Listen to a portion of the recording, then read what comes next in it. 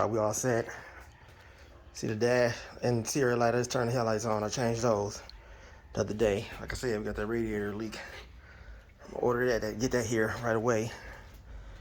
That old cover. Get my TPS sensor back up so I can check my temperature. Get my gas gauge back up. But it's a factory 305. Got the wheels on. Got the wheels on. I need to get some air in my tires. That's what it is. Much better. I turn around and see that now. 4,000. Sorry, I'm just talking crazy. Yep, clean that out. Finna go vacuum this out real quick.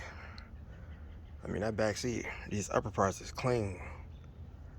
Let me show you how clean that back seat is. Normally that's faded on the neck.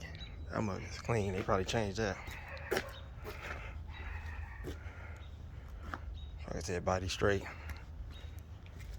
Tack all this up. I'm gonna have this mug all the way straight, original, clean. Fishbowl. When you ride in old school, you fishbowl it. Changing all that.